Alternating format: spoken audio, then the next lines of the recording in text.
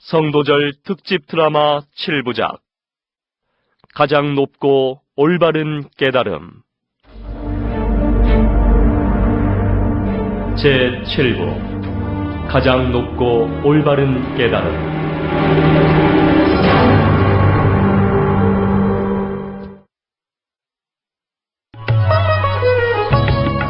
마왕 파순을 끝내 물리친 보살은 일제법 가운데 걸림이 없는 청정한 마음을 얻었다. 또한 진정한 깨달음에 이르는 자기 자신만의 수행 방법인 중도를 얻었다. 보살은 일어나는 것을 일어나는 그대로, 사라지는 것을 사라지는 그대로 뚜렷하고 분명하게 사유했다. 그것이 바로 연기법이었다. 저것이 생김으로 이것이 생기고, 저것이 있으므로 이것이 있으며, 저것이 멸함으로 이것 또한 멸하고, 저것이 없으므로 이것 또한 없느니라. 만약 청정한 눈과 행이 있어 세간을 관하면 곧 이렇게 서로 연결돼 살아감을 보리니 곧 모든 법이 인연임을 알리라. 인력을 떠나면서 생긴 이 기쁨과 행복이 가득함을 보라. 보살은 애욕과 착하지 못한 생각들을 떠나 사색과 사료와 몸이 가볍고 부드러운 기쁨, 행복, 동요 없는 마음을 갖춘 선정의 첫 번째 단계에 도달했다. 이것이 괴로움이 사라진 경지로다. 이 깊은 산매의 기쁨이여, 마음이 하나가 되었다. 이어 사색과 사료마저 고요히 하자 기쁨과 행복이 가득한 두 번째 선정에 도달했다. 빛이여, 오 빛이여, 기쁨조차 떠나보내니 최고의 행복과 보다 깊은 평안이 찾아오는구나. 기쁨에 대한 집착마저 떠나 도달한 곳은 흩어지지 않는 한마음과 평등심이 있는 세 번째 선정의 단계였다. 모든 집착을 떠나니 이제 내겐 즐거움도 괴로움도 없도다. 이어 즐거움도 버리고 괴로움도 버리자 괴롭지도 즐겁지도 않은 상태, 호흡이 사라지고 알아차림이 청정한 네 번째 선정에 도달했다. 보살은 맑고 고요하고 더러움이 없고 부드럽고 무엇에도 장애를 받지 않아 자유로웠다. 초저녁 노을이 사방을 물들이는 가운데 그의 마음엔 흔들림이 없었다. 삶의 모든 고통과 즐거움, 그것엔 원인이 있다. 그 원인이 된 지난 삶은 어떠했는가? 보살은 현재의 삶의 고통을 가져온 전생의 삶을 기억하는 숙명통을 얻었다. 아주 오랜 옛날, 나는 그곳에서 태어나 그 이름을 얻었구나. 그들이 나의 부모 형제였구나. 선정에 든 보살에게 갖가지 모습으로 갖가지 능력이 발휘돼 여러 형태로 살았던 지난 삶들이 선명히 눈앞에 펼쳐졌다. 모든 삶은 반드시 결과가 따른다. 그렇다면 중생들은 죽어 어떻게 될까? 보살은 하늘의 눈으로 중생들의 죽음 너머를 살펴보았다. 한밤중에 이르러 중생계에 죽고 태어나는 모습을 낱낱이 아는 천안통을 얻었다. 어느새 날이 희끗희끗 새고 있었다. 고통스런 생사의 굴레에서 벗어나지 못하는 까닭은 바로 번뇌 때문이다. 보살은 더 이상 번뇌가 남아있지 않은 청정한 삶을 완성했고 다시는 고통 속으로 뛰어들지 않게 되었음을 스스로 알고 스스로 보게 되는 누진통을 얻었다. 이것이 괴로움이다. 이것은 괴로움의 원인이다. 이것은 괴로움의 사라짐이다. 이것은 괴로움의 사라짐에 이르는 길이다. 마침내 눈을 떴다. 동력 하늘에선 샛별이 마지막 빛을 사르고 있었다. 샛별이 마지막 빛을 떨구는 대지를 가로질러 붉은 태양이 솟아오르고 있었다. 이 땅이 오신 지 35년, 진리를 찾아 성을 나선 지 6년째인 기원전 589년 12월 8일 새벽이었다. 나는 가장 높고 바른 깨달음을 성취했다. 이제 번뇌는 모두 사라졌다. 이제 다시는 고통의 수레바퀴에 말려들어 다시 태어나는 길을 따르지 않으리. 이것을 고뇌의 최후라 하노라. 이제 열의 세계를 선포하노라. 깊은 불의 가주신 분이시여 음성성마저 아름다워라. 가장 높고 하늘에 넘어서 최고의 거룩한 말씀하시니 저희들이 공손히 예배합니다. 지혜의 빛을 쫓아 수많은 보살과 천인들이 몰려왔고 항복을 권하던 마왕의 일족들도 사천왕과 허공의 신들과 대지의 신들도 꽃과 향을 바치며 거룩한 분께 예배드렸다. 최고의 깨달음을 얻으신 부처님께 공손히 예배합니다. 어떤 세대, 어떤 중생도 부처님의 공덕은 헤아릴 수 없나니 무명의 온갖 어둠 단숨에 없애버리고 가장 높은 지혜의 산으로 뛰어오르시소서.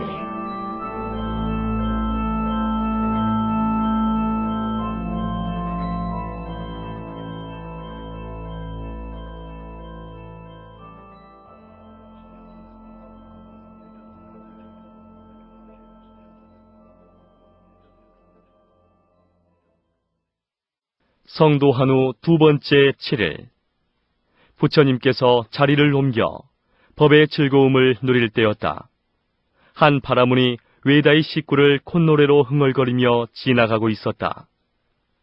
그는 부처님에게 다가와 거만하게 물었다. 곧다마, 어떤 사람이 바라문이라 할 수 있어? 대체 바라문의 법은 어떤 것이요? 스스로 악을 멀리하고 신분을 뽐내는 콧노래를 부르지 않으며 번뇌에서 벗어나 자기를 다스릴 줄 아는 사람, 그가 바라문입니다. 뭐요? 그럼 아무 혈통이나 바라문이 될 수 있단 말씀이요? 실망스럽구만.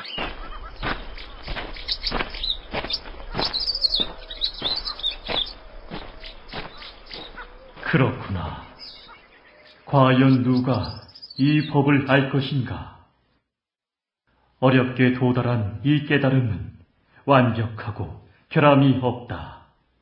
그러나 이 진리는 깊고 보기 어렵고 깨닫기 어렵고 섬세하고 고상하고 단순한 사례를 넘어서는 것이다. 오직 지혜로운이라야 알 수 있는 것이다. 이 어려운 법을 과연 받아들일 사람이 있을까?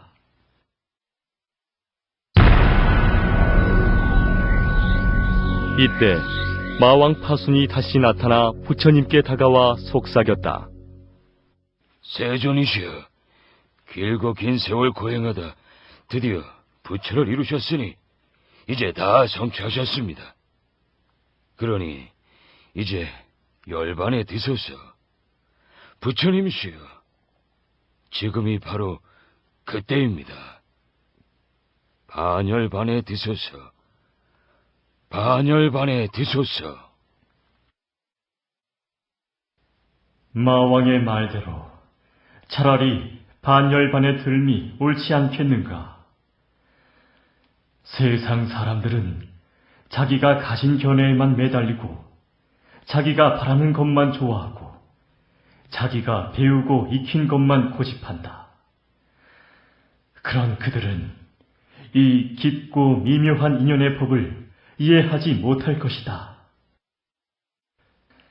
집착을 넘어선 열반을 가르쳐 주어도 탐욕과 분노와 어리석음에 물든 그들은 혼란스러워하고 번거롭게만 생각할 것이다. 그건 그들에게도 이익이 되지 못한다. 법륜을 굴려 사자의 법을 전해주셔야 할 세존께서 미묘한 법의 어려움을 걱정하자 이를 지켜보며 안타까움을 견디지 못한 대범천이 다급해진 마음으로 부처님 앞에 나타났다. 대범천은 오른쪽 어깨를 드러내고 오른쪽 무릎을 꿇고 합장 공경한 후 간청했다. 세존이시여 법을 설하소서. 부처님이시여 법을 설하소서. 전생에서 온몸을 버리며 보시하시고 이 생에서도 참을 수 없는 고통을 받으시면서까지 도를 구하신 것은 오로지 중생을 위함이었지 않습니까? 세존께서는 오래전 도솔천에서의 발언을 기억해 주시옵소서. 모든 재산을 가족과 친지, 이웃들에게 나눠주고 병든 세상을 치유하기 위해 길을 떠난 수메다 행자의 발심을 기억하소서.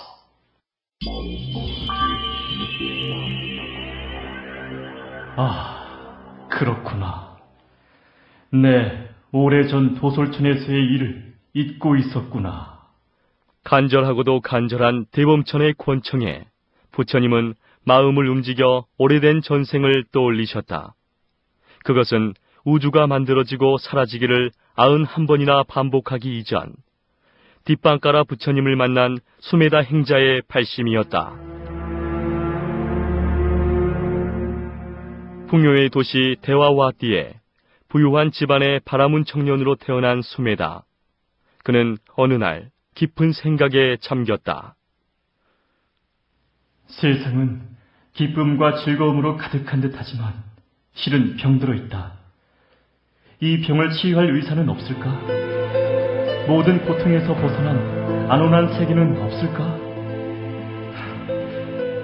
길이 있으리라. 아니, 있어야만 한다.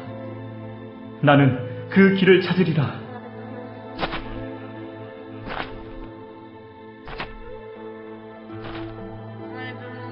그렇게 수메다는 세상의 학문으로는 해결하지 못하는 문제를 풀기 위해 눈 덮인 산속으로 들어가 세상 밖의 학문을 배웠다.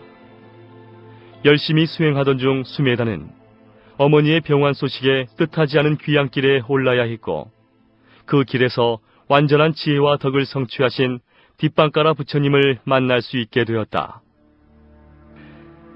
그분의 말씀 한마디 한마디가 그대로 법이며 그분의 두 발에 예배하고 공양하면 어떤 소원이든 다 이루어진다니 나도 그분께 공양하고 싶다.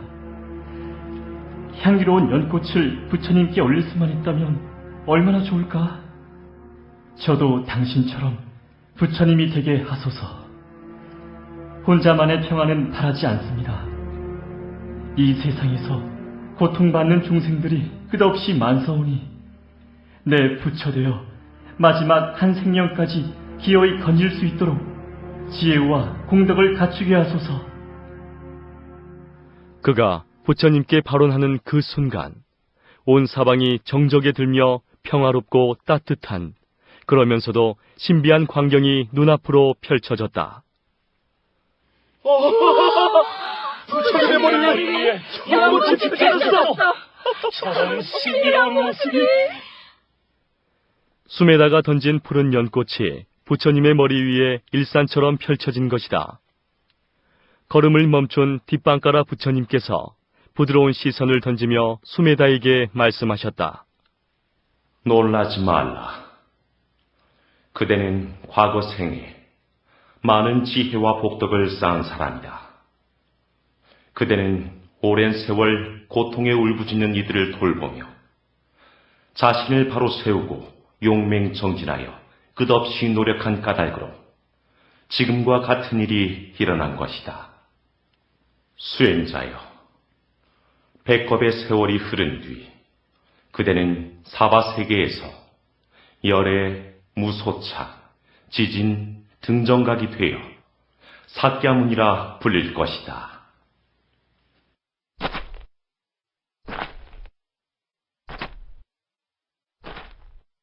멀어지는 부처님의 뒷모습을 바라보며 수메다는 넘치는 희열을 주체할 수 없어 기쁜 마음으로 노래했다.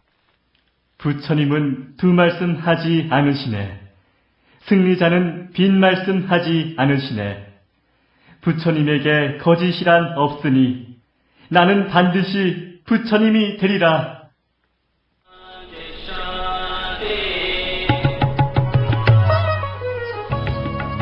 오랜 전생을 돌아보신 부처님은 고요히 감고 있던 눈을 천천히 뜨며 이르셨다. 그렇다. 내 그때 뒷방가라 부처님께 소원하였느니라.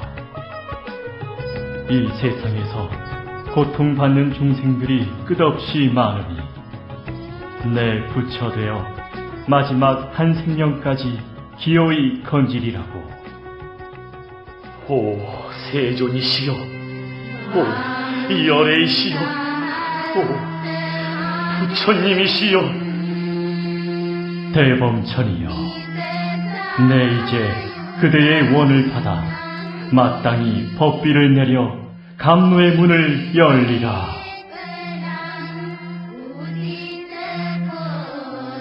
마침내 부처님께서는 세상을 향해 사자처럼 늠름하게 선언하셨다.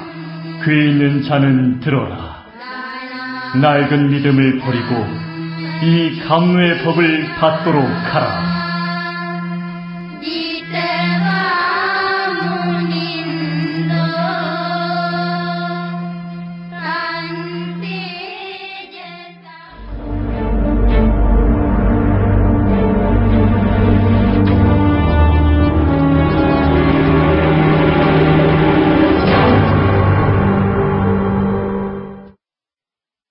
석갈무니 부처님 정호원, 마왕 손상현, 대범천 이영진, 뒷방가라 부처님 김재정, 효과 최규일, 음악 박양희, 해설 서재현.